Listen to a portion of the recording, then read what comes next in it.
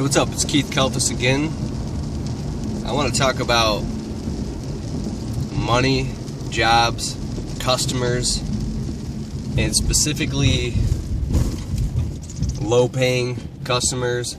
And say you're just out there, you got it going, you got some jobs going, and you're working your guts out, and you're not really making a lot of money. Why is that? Well, when I first started in the beginning, I was working 90 hours a week, coming home to eviction notices. How is that possible? Because I didn't know what I was doing. I was getting walked on by customers. I was undercharging, over-delivering, and just really, as my buddy Dave calls it, who's a successful contractor, he says you got to whore yourself out in the beginning and generate a lot of activity in the business, and you're basically throwing mud at the wall to see what sticks. Beggars can't be choosers. Beggars can't be choosers.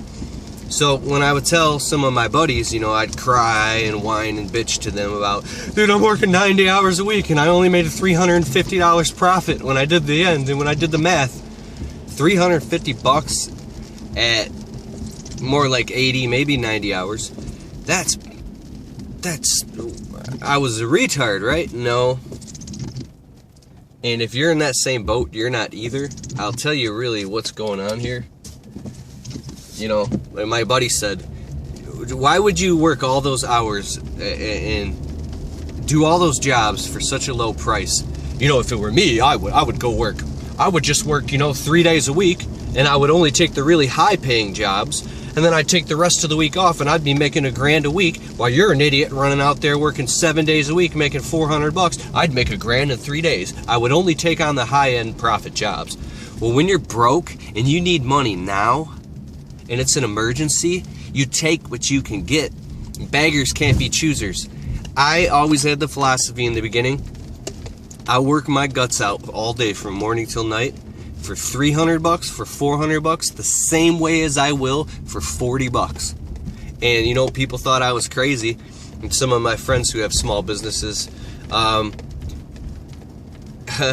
watched their money go down and them fail financially even, while for some reason I kept going up and up and up and doing better and better and better, because it's the ability to be humble, swallow your pride, things like that. And man, you gotta do what you gotta do, what you can do with what you have, period. So if you go work all day and you only make $40, you learn a valuable lesson. You might not always take a profit to the bank, but here's what happens. You do a job, you make $40 off of it. But you know what you did? You got the job done, you shook the customer's hand, you gave him a business card. Every customer gets a 1 or 2 business cards. You say, if you like me, please refer me. And little by little, you keep growing and generating all this activity in your business to the point where now you're just like, you're getting slammed with all these low-paying, low-profit, pain-in-the-ass customers. You're working 1,000,000 hours a week.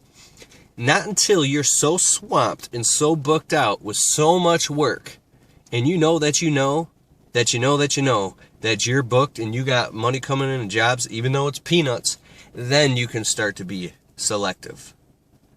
Like the nerdy guy in high school who can't get a date, he's gonna go out with the girl or go to the dance with the girl who's willing to go with him, because, some love is better than no love. Would you, if you were starving to death and all there was some piece of pizza with anchovies on it, and it was nasty, you're going to eat that because you're starving, okay? So all this crap that somebody who's more successful than you might say is, you're an idiot for doing that. I would have done it this way. Blah, blah, blah, blah, blah, blah, blah, blah, blah. Excuse me. Seasonal allergies. But I'm getting over, it took me a long time to get over this hump and realize and understanding that I'm running my own race. You're running your own race. And looking at what other people have and what other people say and all that bullshit is really going to do nothing but make you spin and go emotionally out of control and just lose it. And I went through all that stuff too. A buddy of mine said, you're not an insured corporation. You got to build a business bank, man. He's like, you got to build a business bank. I'm like, what do you mean? Every penny I make in my business is going directly to pay my bills. You don't separate your business finances from your personal finances. You got to separate them. You got to build a business bank and pay yourself $500 per week, and that pays it.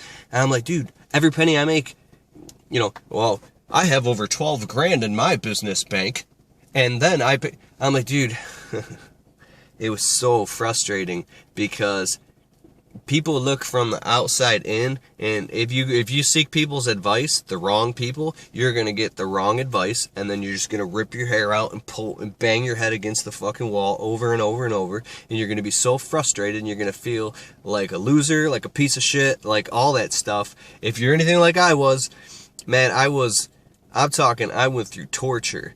Mental anguish and torture because I knew I had a vision. I knew I wanted to get this business off the ground. I was blind and in the woods. I couldn't see. I knew it, but in the way I had all this negativity and controversy and all this crap and bad advice from people that was just poor opinions that they didn't know and I didn't know. So it's just really a painful process you got to go through.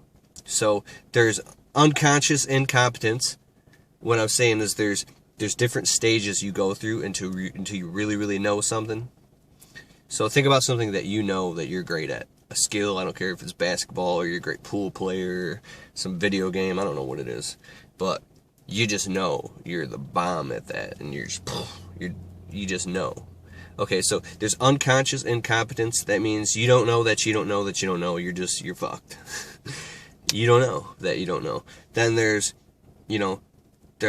conscious incompetence, which is you're aware that you don't know. Like you're getting somewhere. You know that you don't know. Okay? Then there's, conscious competence.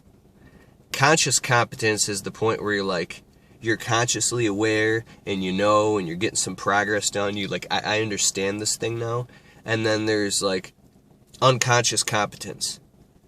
Unconscious competence is where it's just second nature to you. It's completely unconscious. It's bypass the conscious to the subconscious, and you just do it automatically on autopilot. When you get to unconscious competence, to that point where you're so competent and you're so well versed, you develop this sixth sense. You start getting lucky. You start becoming successful because now you're an expert in what you do.